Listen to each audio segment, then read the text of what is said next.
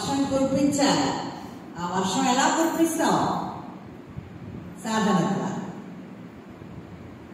అప్పుడు మళ్ళీ నీకు చంద్రనాడు పిక్చర్లోకి వచ్చేయాలి. ఇవన్నీ ఎవరు చెప్తారు, ఎలా చెప్తారు? పట్టుకోవాలి మాస్టర్స్ని. This is not the end, this is the beginning. అది ఆ శ్వాస మూలాధారం దాకా వెళ్ళి అక్కడ ఉండి అక్కడ ఉండడానికి ఒక 20 సెకండ్స్ దాకా మీరు పూరించవచ్చు. దాన్ని మీరు 5 సెకండ్స్ వరకు పూరించారనుకోండి, ఇక్కడ దాకానే వెళ్తుంది. ఓ 10-15 సెకండ్స్ అనుకోండి, that is going up to your stomach, మణిపూరకం దాకా వెళ్తుంది. కానీ దీర్ఘ శ్వాస తీసుకున్నప్పుడు అది మూలాధారం దాకా వెళ్ళి అక్కడే రీటైన్ అయ్యి అల్లం అనే బీజాక్షరాన్ని మీరు ఉచ్చారణ చేస్తున్నప్పుడు మూలాధారం దాకా వెళ్ళి ఉండడాన్ని ఏమన్నారు? పూరకం. ఈ పూరకం రకరకాల పార్ట్, వేరే వేరే వేరే వేరే పార్ట్స్ దగ్గర ఆగుతూ వెళ్తుంది నీ కెపాసిటీని బట్టి, అది నీ సత్తాన్ని బట్టి. నువ్వు ఎంతసేపు ఈ ప్రాణవాయువుని లోపల ఉంచగలవు అనేది నీ బ్రీతింగ్ కెపాసిటీని బట్టి ఉంటుంది అన్నమాట. పిదప అపానవాయువు ఉపశమింప హృదయ మధ్యమ ప్రాణవాయువు లేనంత వరకు కుంభకం అని చెప్పబడుచున్నది. దీనిని యోగులు అనుభవించుచున్నారు. లోపలికి వెళ్ళాక వాయువు ఎంతసేపు అయితే లోపల ఉంటుందో, హృదయస్థానం ఉంది ఎంతసేపు అయితే ఉంటుందో, యోగులు దీన్ని ఏమన్నారు? కుంభకం అని. పూరకం అంటే యువర్ టేకింగ్, అది ఎంతసేపు అయినా తీసుకోవచ్చు. ఎంతసేపు అయినా నువ్వు లెఫ్ట్ నాస్ట్రల్ రెక్యులర్లీ నాస్ట్రల్స్ పక్కన పెట్టండి. పూరకం లోపలికి తీసుకున్నాము. ఎన్నో ప్రదేశాలు ఉన్నాయి లోపల. మనకి హృదయ స్థానం ఉంది, ఈ స్థానం ఉంది, మణిపూరకం ఉంది, నాభిస్థానం ఉంది, మూలాధారం ఉంది, మూలస్థానం ఉంది.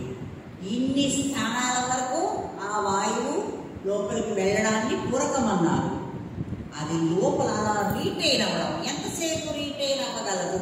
కొంతమందికి 5 సెకండ్స్ స్టార్టర్స్, కొంతమందికి 10 సెకండ్స్, కొంతమందికి 20 సెకండ్స్.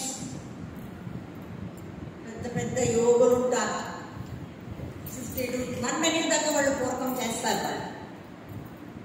మీరు ఎంతసేపు చేయగలరు పూరకం? 10 సెకండ్స్. ఎనీబడి పూరకం 30 సెకండ్స్ చేసేవాళ్ళు ఎవరైనా ఉన్నారా ఈ బ్యాచ్లో? గొప్పవాడు. నా పుట్టుకే నీకు తెలుసు కదా, నేను ఎలా పుట్టానంటే నువ్వు ఎన్నిసార్లు పుట్టడం నాకు తెలిసి ఉంటాడు. కొంచెం వశిష్ఠ, నువ్వు అగ్నిలోంచి పుట్టావు, జలంలోంచి పుట్టావు, ఆకాశంలోంచి పుట్టావు, బ్రహ్మమానస పుత్రుడు నువ్వు అనుకుంటున్నావు. అది ఒకనొక జన్మలోను. కానీ నువ్వు 8 రకాలుగా 8 భూతాల్లోంచి పుట్టడం నాకు తెలుసు. మరి నా పుట్టుక గురించి నువ్వు తెలిసిన వాడివి. నువ్వు అలాంటిది నువ్వు అనుష్ఠానం చేసినటువంటి ఆ విద్య ఏమిటి, ఎలాంటిది, నాకు కొంచెం వివరంగా తెలియచేయవా అని వశిష్ఠుడు అడిగితే, భుషుండు సవినయంగా, అంటే వాడు మహర్షులు కదా, పెద్దవారు, వాడు సప్తర్షి మండలం నుంచి వచ్చినటువంటి వశిష్ఠ మహర్షికి వినయంగా భుషుండు తెలియజేస్తాడనమాట ప్రాణవిద్యని. దాన్ని మనం లాస్ట్ క్లాస్లో కొంతవరకు మనం తెలుసుకున్నాం. Letters repeat. లభ్యుడు రూప విహీనుడకు ఆచరాత్మ నేను ఉపాసించుచున్నాను. ప్రాణం లేదు, ప్రాణవాయువు సంచారం లేదు. ఒకే ఒక శిఖ లోపల వెలుగుతోంది. వాడికి రూపం లేదు. ఆ రూప విహీనుడైనటువంటి ఆ చిదాత్మని నేను ఉపాసన చేస్తాను.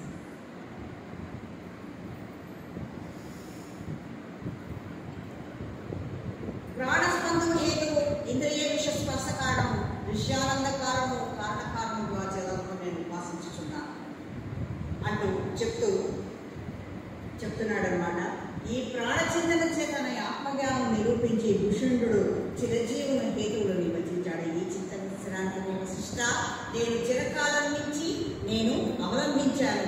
నేను ప్రాణ సమాధానం అవలంబింపబడితని మరియు క్రమముగా నిర్మలాత్మ స్వరూపం నేను విశ్రాంతి పొందాను.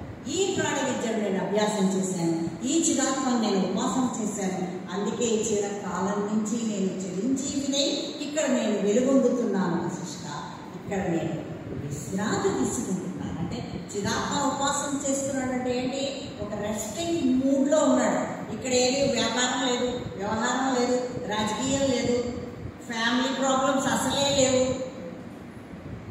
ఈజ్ డూయింగ్ జస్ట్ చిదాత్మని ఆయన ఉపాసన చేస్తూ నేను విశ్రాంతి పొందాను. మహాముని ఈ ప్రాణ సమాధిని అవలంబించి అత్యంత ధీరముకు మీరు చెల్లించినను ఒక్క నిమిష భాగం కూడా నేను చెల్లించుకున్నాను. ఎన్నో ప్రళయాలు జరిగాయి, ఎన్నో ఉత్పాతాలు జరిగాయి. అక్కడికి మేరు పర్వతం కూడా భూకంపం వచ్చి కదిలింది. కానీ నేను ప్రాణమిచ్చ ఉపాసన చేస్తున్నప్పుడు నేను మాత్రం చెల్లించలేదు. నేను మాత్రం కదలలేదు, తొణకలేదు. నేను ఈ సాధనే నేను ఇలాగా చేసుకుంటూ కూర్చున్నాను అన్నాడు. కూర్చున్నా, నడుస్తున్నా, మేలుకొన్నా, నిద్రిస్తున్నా నీ ఆత్మ సమాధి చెదరకుండా ఉంది. అయ్యది స్వప్నములు కూడా సాగబడట్లేదు. ఈ సాధన ఎలా జరుగుతోంది అంటే కూర్చున్నా, నుంచున్నా, గచ్చతో వాపి జాగ్రత్త స్వప్నతో వా స్వప్నేపి నచలత్యేషు సుసమాధి ఆత్మవి. కూర్చున్నా, నుంచున్నా, మేల్కొన్నా, నిద్రిస్తున్నా ఈ ప్రాణ విద్య నన్ను వదలలేదు. దీన్ని నేను ఉపాసన చేసుకునే ఉన్నాను. స్వప్నావస్థలో జాగ్రత్త అవస్థలో ఎలాగే చేస్తాను, స్వప్నావస్థలో చేస్తున్నాను. సుషుప్తిలో అది ఆటోమేటిక్ గా జరిగిపోతాం. ఉన్నారో తెలియదు. అటువంటి చిదాత్మని నేను ఉపాసన చేస్తున్నాను. మనకేంటంటే జస్ట్ ఒక డ్రాప్ టేస్ట్ ఇచ్చాడంతే. తత్వాదంతా కూడా అదొక మహాసముద్రం. అపానవాయువు ఉదయింపక ప్రాణం అస్తమింపకుండినప్పుడు నాసాక ఆకాశగమనం వెలయు చిదాత్మను ఉపాసించుచున్నాను. ఎప్పుడైతే అపానవాయువు నీకు ఉదయింపలేదో, ప్రాణవాయువే నీలో సంచారం చేస్తుందో ఆటోమేటిక్గా నీ పోస్చర్ ఎలా అయిపోతుంది అంటే నీ నాసాగ్ర భాగం గగనం కేసి అలా అయిపోతుంది. 30 degrees 60 degrees యాంగిల్లో నీ ఫేస్ ఆటోమేటిక్గా ఆకాశ మార్గాన్ని అది చూస్తూ ఉంటుంది అన్నమాట. నీకు తెలియదు. కానీ నువ్వు సాధన చేసేటప్పుడు ఏంటి, ఒక్కొక్కసారి మీరు ధ్యానం చేస్తున్నప్పుడు ఇలా ముందు పడిపోతుంటారు. That is the direction. ఎప్పుడైతే ఇలా ముందు పోయామో ఇక్కడ కట్ అయిపోయింది, ఇక్కడ కనెక్షన్ కట్ అయిపోయింది.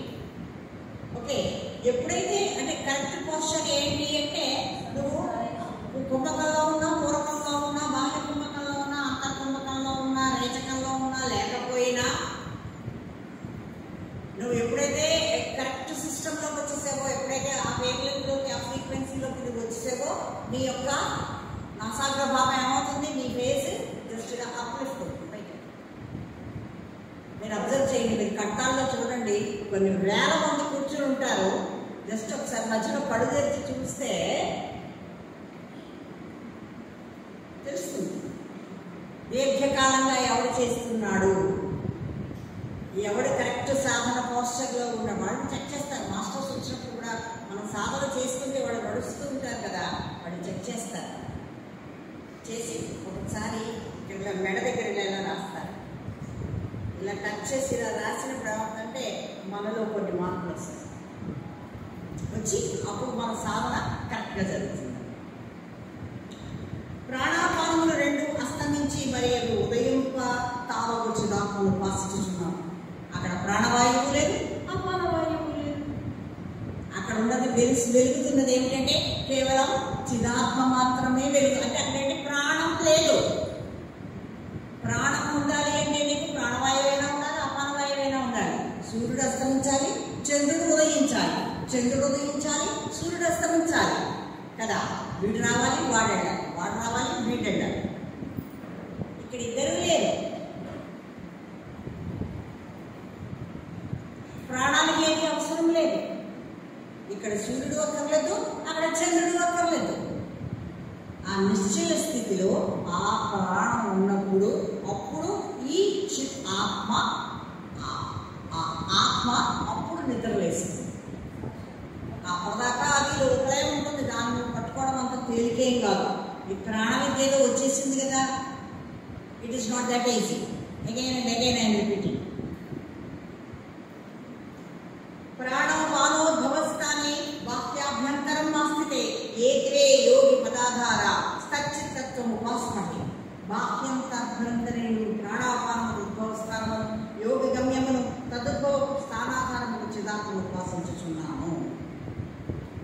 ఈ ప్రాణాపానం యొక్క ఉద్భవ స్థానం, ప్రాణవాయువు ఎక్కడి నుంచి వస్తుంది, అపానవాయువు ఎక్కడి నుంచి వస్తుంది, ఈ వచ్చిన ఈ ప్రాణవాయువు అపానవాయువులాగా ఎక్కడ మారుతోంది, ఆ జంక్షన్ ఏంటి,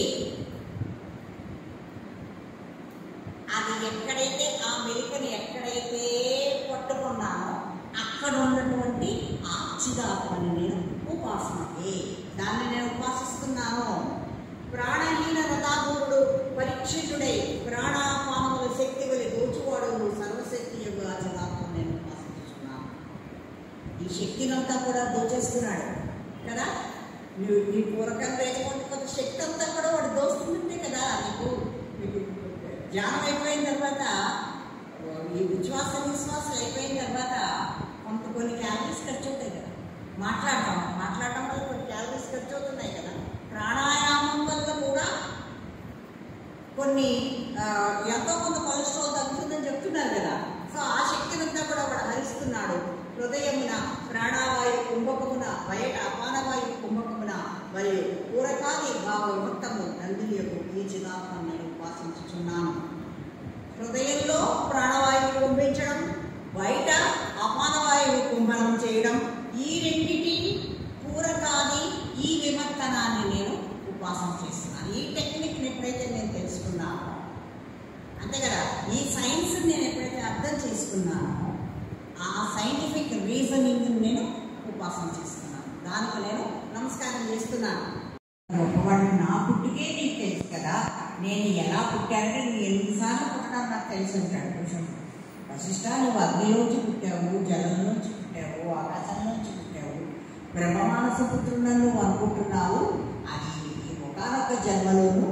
కానీ నువ్వు 8 రకాలుగా 8 భూతాల్లోంచి పుట్టడం నాకు తెలుసు. మరి నా పుట్టుక గురించి నువ్వు తెలిసిన వాడివి. నువ్వు అలాంటిది నువ్వు అనుష్ఠానం చేసినటువంటి ఆ విద్య ఏమిటి, ఎలాంటిది, నాకు కొంచెం వివరంగా తెలియచేయవా అని వశిష్ఠుడు అడిగితే, వృషుండు సవినయంగా, అంటే వాడు మహర్షులు కదా, పెద్దవారు, వాడు సప్తర్షి మండలం నుంచి వచ్చినటువంటి వశిష్ఠ మహర్షికి వినయంగా వృషుండు తెలియజేస్తాడనమాట ప్రాణ విద్యని. దాన్ని మనం లాస్ట్ క్లాస్లో కొంతవరకు మనం తెలుసుకున్నాం. Let us read.